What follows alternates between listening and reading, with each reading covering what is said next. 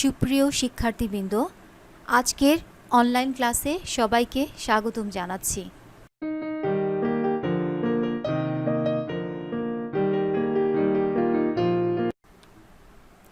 এই পাঠ শেষে তোমরা হিসাব বিজ্ঞানের নীতিসমূহ বর্ণনা করতে পারবে, হিসাব বিজ্ঞানের প্রথাসমূহ বর্ণনা করতে পারবে, হিসাব বিজ্ঞানের নীতিমালা নির্ধারণ, সংশোধন, পরিবর্তন ও পরিমার্জনে প্রভাব বিস্তারকারী প্রতিষ্ঠানসমূহের নাম বলতে পারবে।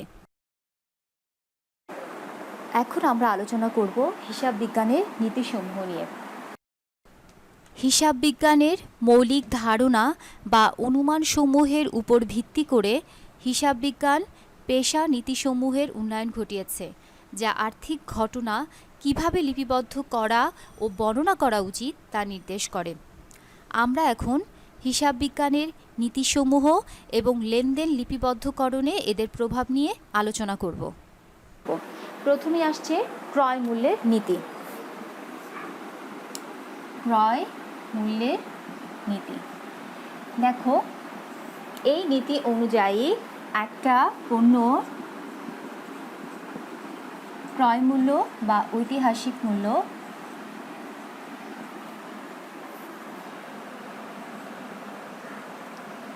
বাজার মূল্য বা বর্তমান মূল্য, এই ক্রয় মূল্যের নীতি অনুযায়ী যখন কোনো সম্পত্তি ক্রয় করা হয় তখন বাজার মূল্য কিংবা বর্তমান মূল্য এই মূল্যে লিপিবদ্ধ না করে ক্রয় মূল্য বা ঐতিহাসিক মূল্যে লিপিবদ্ধ করা হয়। মনে করি মিস্টার জাহিদ 10 বছর পূর্বে 10 লক্ষ টাকা দিয়ে একটি জমি ক্রয় করেছিলেন। বর্তমানে এই জমিটির মূল্য হচ্ছে 50 লক্ষ টাকা, কিন্তু মিস্টার জাহিদ তার ব্যালেন্স শিটে এই 50 লক্ষ টাকা না দেখিয়ে তাকে দেখাতে হবে এই 10 লক্ষ টাকায়। এটাই হচ্ছে ক্রয় মূল্যের নীতির মূল কথা। আর এই ক্রয় মূল্যের এই নীতিটাকে সমর্থন করে চলমান প্রতিষ্ঠান ধারণা।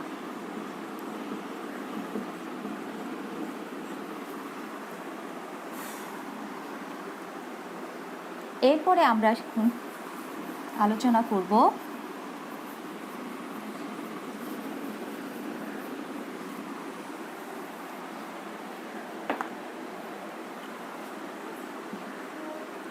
রাজস্ব নীতি বা আয় স্বীকৃত নীতি।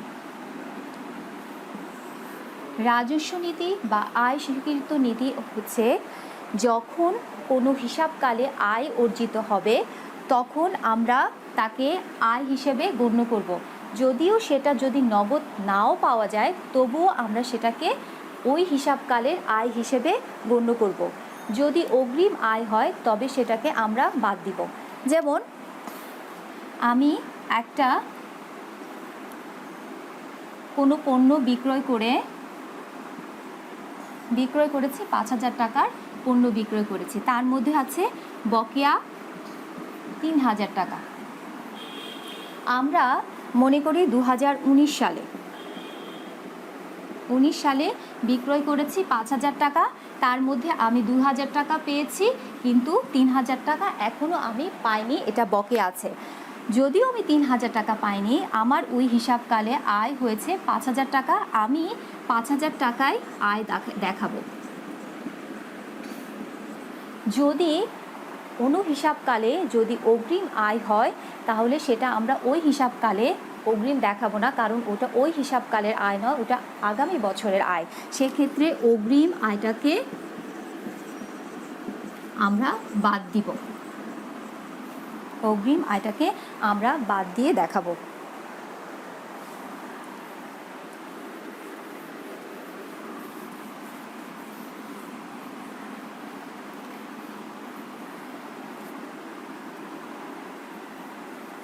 এরপরে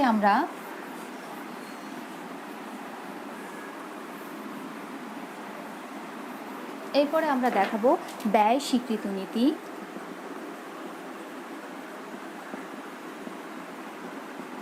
বা মিলকরণ নীতি বা সমন্বয় নীতি। আমরা একটু আগে জানলাম আয় স্বীকৃত নীতি, এখন জানবো হচ্ছে ব্যয় স্বীকৃত নীতি বা মিলকরণ নীতি বা সমন্বয় নীতি।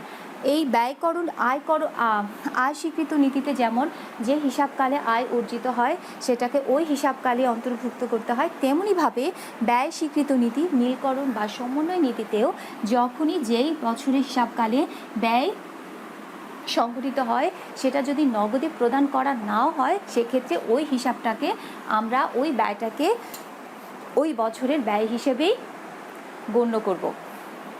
আর মিলকরণ নীতিটা হচ্ছে যে আমি একটা প্রতিষ্ঠানে আমার আয় অর্জনের জন্য আমাকে ব্যয় করতে হয়, এই আয় থেকে ব্যয় বাদ দিলেই পাওয়া যায় হচ্ছে মুনাফা। আমি যখন এই আয় অর্জনের জন্য ব্যয় করব, এই আয় অর্জনের জন্য ব্যয় করব, তখন এই ব্যয়টাকে আয়ের সাথে মিলকরণ করা হয়, আর এজন্য এটাকে বলা হয় মিলকরণ নীতি বা সমন্বয় নীতি। আমি আরেকবার বলছি মিলকরণ নীতি কেন বলা হয়। মিলকরণ নীতি অনুযায়ী একটি হিসাবকালে অর্জিত আয়ের বিপরীতে তা অর্জন করতে যতটুকু ব্যয় সংঘটিত হয়েছে তা মিলকরণ করা হয়। এই নীতির মূল কথা হলো ব্যয়কে অবশ্যই আয়ের বিপরীতে দেখাতে হবে। ব্যয় নগদে পরিশোধিত হোক বা না হোক তা বিবেচনা করা হবে না, অর্থাৎ প্রচেষ্টাকে ব্যয়কে আয় বা অর্জনের বিপরীতে মিল করা হয়। এক্ষেত্রে দেখো কি করা হয়, বিক্রয় মূল্য থেকে মোট ক্রয় মূল্য বাদ না দিয়ে বিক্রিত পণ্যের ক্রয় মূল্য বাদ দিতে হয়। আমি একটু আগে বলেছি যে যে হিসাবকালে ব্যয় সংঘটিত হবে সেই হিসাবকালে যদি নগদে প্রদান করা নাও হয় সেক্ষেত্রে ওইটাকে আমরা ওই হিসাবকালের ব্যয়ই ধরব। যদি ওখানে বকেয়াও থাকে বা আমি নগদে নাও পাই, বকেয়া থাকে, তবে সেটাকে বকেয়া খরচটাকে আমরা যোগ করব। যদি ওই হিসাবকালে অগ্রিম খরচ থাকে তাহলে সেটাকে আমরা বাদ দিব। এটাই হচ্ছে ব্যয় স্বীকৃত নীতি বা মিলকরণ নীতি বা সমন্বয় নীতির মূল কথা। এরপরে আমরা দেখব পূর্ণ প্রকাশ নীতি।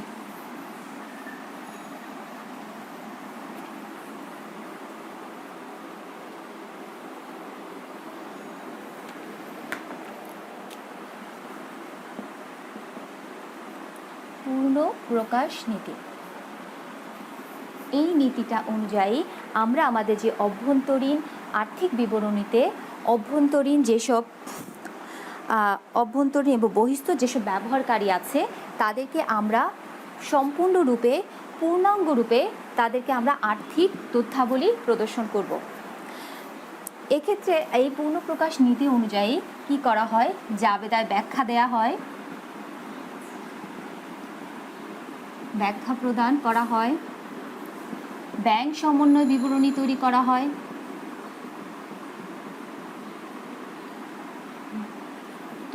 হয়, আর্থিক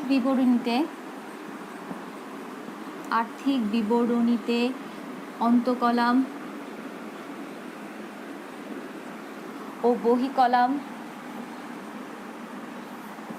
কলাম দেখানো হয়,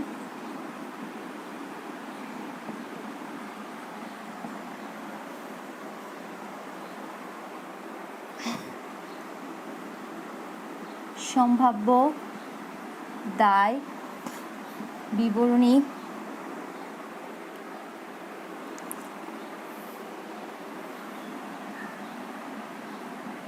আকারে সংযুক্ত করা হয়।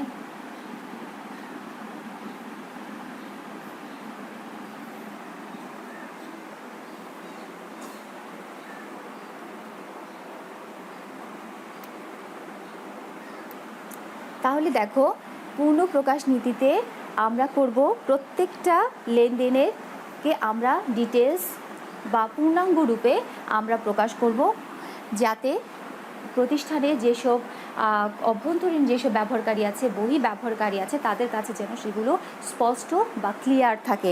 সেক্ষেত্রে আমরা কী করি? জাবেদায় ব্যাখ্যা প্রদান করা হয়, ব্যাংক সমন্বয় বিবরণী তৈরি করা হয়, আর্থিক বিবরণীতে অন্তঃকলাম ও বহি কলাম দেখানো হয়, সম্ভাব্য দায় বিবরণী আকারে সংযুক্ত করা হয়, বিভিন্ন রকম টিকা প্রদান করা হয়। টিকা প্রদান করা হয় বিভিন্ন লেনদেনের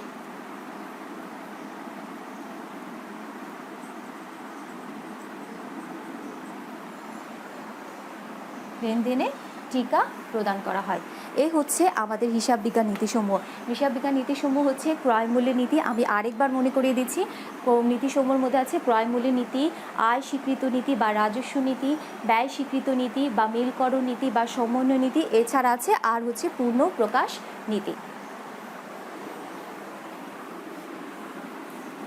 আমাদের পরীক্ষাগুলোতে এভাবে থাকতে পারে যে সম্ভাব্য দায় বিবরণী আকারে প্রযুক্ত করা হয় কোন নীতি অনুসারে, তখন আমরা প্রশ্নের উত্তর দেব পূর্ণ প্রকাশ নীতি অনুসারে। জাবেদায় ব্যাখ্যা প্রদান করা হয় বা ব্যাংক সমন্বয় বিবরণী তৈরি করা হয় কোন নীতি অনুসারে, তখন আমরা উত্তর করব পূর্ণ প্রকাশ নীতি অনুসারে। এখন আমরা তোমাদেরকে আমি আলোচনা করব হিসাব বিজ্ঞানের কিছু সীমাবদ্ধতা আছে, কিছু প্রথা আছে, যেগুলো এখন আমি আলোচনা করব। আমি এখন আলোচনা করব হিসাব বিজ্ঞানের প্রথাসমূহ নিয়ে। হিসাব বিজ্ঞানের যেসব প্রথাসমূহ আছে তার মধ্যে আছে বস্তুনিষ্ঠতার প্রথা, রক্ষণশীলতার প্রথা, ব্যয় সম্পর্ক সুবিধা প্রথা এবং শিল্প চর্চা প্রথা। এগুলো নিয়ে আমি একটু বিস্তারিত আলোচনা করব। প্রথমে আছে বস্তুনিষ্ঠতার প্রথা। আমাদের একটি প্রতিষ্ঠানে কিছু কম গুরুত্বপূর্ণ তথ্য থাকে, কিছু বেশি গুরুত্বপূর্ণ তথ্য থাকে। আমরা এই কম গুরুত্বপূর্ণ এবং বেশি গুরুত্বপূর্ণ যেসব তথ্যগুলো আছে সেগুলো আলাদা করে, সেগুলো যাচাই বাছাই করে তারপরে হিসাবের খাতায় লিপিবদ্ধ করব। যেমন কলম, কার্বন, তালা, তারপরে পিন, এই এগুলোকে সম্পত্তি হিসেবে না ধরে মণিহারি খরচ হিসেবে আমরা আয় বিবরণীতে প্রদর্শন করব। আর এইসব কম গুরুত্বপূর্ণ এই সম্পত্তিগুলোকে সম্পত্তি হিসেবে না ধরে মণিহারি খরচ হিসেবে ধরে আয় বিবরণীতে প্রতিস্থাপন বা লিপিবদ্ধ করাটাই হচ্ছে এই বস্তুনিষ্ঠতার প্রথার মূল কথা। তার মানে বস্তুনিষ্ঠতার প্রথার মূল কথা হচ্ছে যে আমরা গুরুত্বপূর্ণ এবং কম গুরুত্বপূর্ণ লেনদেনগুলোকে বিচার করে তারপরে হিসাবের খাতায় আমরা লিপিবদ্ধ করব। এরপরে আছে রক্ষণশীলতার প্রথা।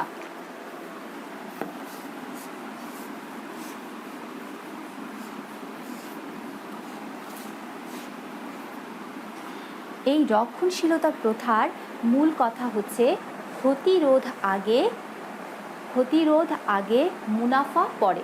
তার মানে হচ্ছে আমার প্রতিষ্ঠানে লাভ কম হোক বা লাভ না হোক, কিন্তু ক্ষতি হওয়া যাবে না। এই রক্ষণশীলতার এই প্রথা অনুযায়ী যখন সমাপনী মজুদ পণ্য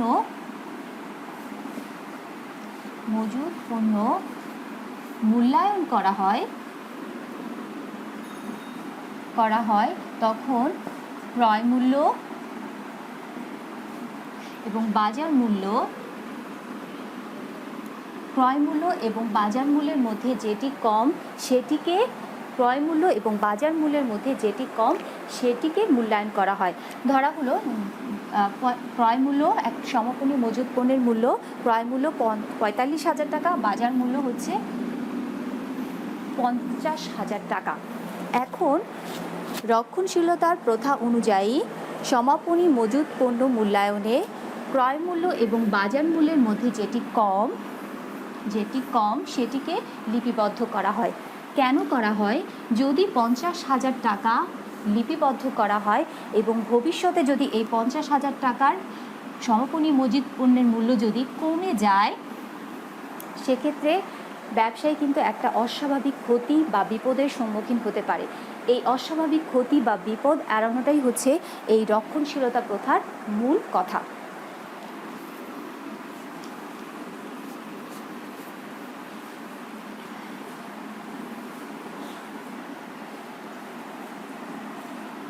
এরপরে হচ্ছে ব্যয় সম্পর্ক সুবিধা প্রথা। এই ব্যয় সম্পর্ক সুবিধা প্রথাটা হচ্ছে যে যদি কোনো দ্রব্য উৎপাদন বা ব্যয়ের চেয়ে যদি মুনাফা বা আয় কম হয়, তো সেক্ষেত্রে আমরা ওই ধরনের তথ্য সংরক্ষণ বা লিপিবদ্ধ করা থেকে বিরত থাকব। তার মানে হচ্ছে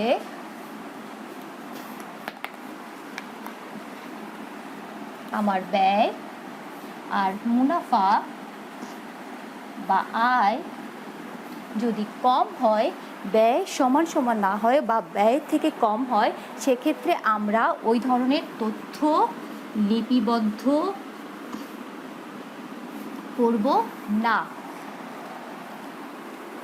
যদি কোনো দ্রব্য উৎপাদন বা ব্যয়ের চেয়ে যদি মুনাফা বা সুবিধা কম পাওয়া যায় ওখান থেকে, তখন ওই ধরনের দ্রব্য উৎপাদন বা তথ্য সংরক্ষণ বা লিপিবদ্ধকরণ থেকে আমরা বিরত থাকব। ওই ধরনের তথ্য আমরা লিপিবদ্ধ করব না, এবং সেটাই হচ্ছে ব্যয় সম্পর্ক সুবিধা প্রথার মূল কথা।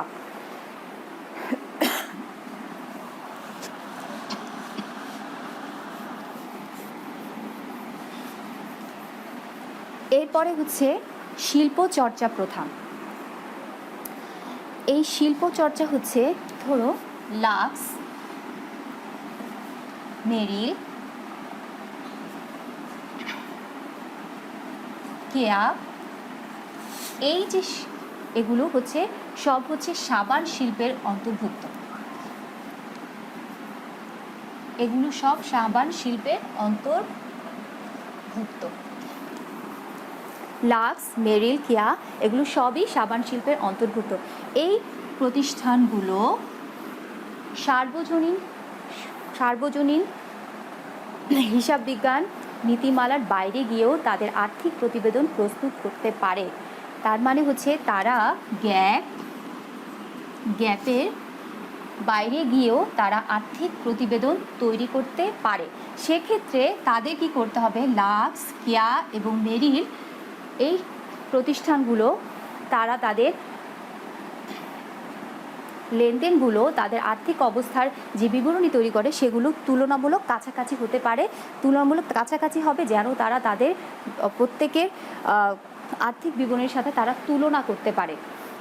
এছাড়াও ব্যাংক, বিমা, পোলট্রি ফার্ম এইসব প্রতিষ্ঠানগুলো গ্যাপের নীতিমালার বাইরে গিয়েও তাদের আর্থিক প্রতিবেদন প্রস্তুত করতে পারে। এখন আমরা দেখব এই যে হিসাব বিজ্ঞানী নীতিমালা আছে, সেই হিসাব বিজ্ঞানী নীতিমালা নির্ধারণ, সংশোধন, পরিবর্ধন ও পরিমার্জনে প্রভাবকারী প্রতিষ্ঠানসমূহ। এইসব যে প্রতিষ্ঠানগুলোর নাম আমি দিয়েছি, এই প্রতিষ্ঠানগুলো এই হিসাব বিজ্ঞানী নীতিমালাগুলো নির্ধারণ, সংশোধন, পরিবর্তন ও পরিমার্জনে প্রভাব বিস্তার করে থাকে। এখানে আছে IASC international, A for international, A for accounting, S for standard এবং C ফর কমিটি। এটি হচ্ছে IASC আন্তর্জাতিক হিসাবমান কমিটি। এরপরে আছে FASB financial accounting standard board, আর্থিক হিসাব বিজ্ঞান বোর্ড। এরপরে আছে IASB international accounting standard board, আন্তর্জাতিক হিসাবমান বোর্ড। এরপরে আছে AAA আমেরিকান অ্যাকাউন্টিং অ্যাসোসিয়েশন, যার বাংলা হচ্ছে আমেরিকান হিসাব বিজ্ঞান সংস্থা। এরপরে আছে SEC Securities and Exchange Commission, এরপর হচ্ছে AICPA American Institute of Certified Public Accountants, American সনদপ্রাপ্ত হিসাব বিজ্ঞানী সংস্থা। এই যে সংস্থাগুলো আছে, এই সংস্থাগুলোর এই যে নামগুলো, এগুলো MCQ পরীক্ষায় পূর্ণরূপ আসে। তোমাকে প্রশ্ন করতে পারে FASB এর পূর্ণরূপ কী? 4টা অপশন থাকবে, তখন তোমাকে উত্তর করতে হবে FASB এর পূর্ণরূপ হচ্ছে ফিনান্সিয়াল অ্যাকাউন্টিং স্ট্যান্ডার্ড বোর্ড। আবার এরকম আসতে পারে, এটা ভেরি ভেরি ইম্পর্টেন্ট, AAA এর পূর্ণরূপ কি? এর পূর্ণরূপ হচ্ছে আমেরিকান অ্যাকাউন্টিং অ্যাসোসিয়েশন, অর্থাৎ আমেরিকান হিসাব বিজ্ঞান সংস্থা। এরপরে প্রশ্ন আসতে পারে SEC এর পূর্ণরূপ কি? এক্ষেত্রে তখন আমরা উত্তর করব সিকিউরিটিজ অ্যান্ড এক্সচেঞ্জ কমিশন। এই প্রতিষ্ঠানগুলো সম্পর্কে আমি বিস্তারিত আলোচনা করছি না, শুধু জাস্ট এগুলোর পূর্ণরূপগুলো তোমরা শিখে রাখবে, কারণ এই পূর্ণরূপগুলোই পরীক্ষায় অনেক বেশি বেশি আসে। আজকে অনলাইন ক্লাসে আজকের মতো এখানেই এই হিসাব বিজ্ঞান নীতিমালা এখানেই শেষ করছি। সবাই ভালো থাকবে, সুস্থ থাকবে, আল্লাহ হাফেজ। আজকে তোমাদের বাড়ির কাজ থাকবে AAA FASB এর পূর্ণরূপ কি, ব্যয় স্বীকৃত নীতিকে কেন মিলকরণ নীতি বলা হয়, রক্ষণশীলতার প্রথা অনুযায়ী কেন সমাপনী মজুত পণ্য মূল্যায়নে ক্রয়মূল্য ও বাজার মূল্যের মধ্যে যেটি কম সেটি দেখানো হয়, ব্যাখ্যা করো।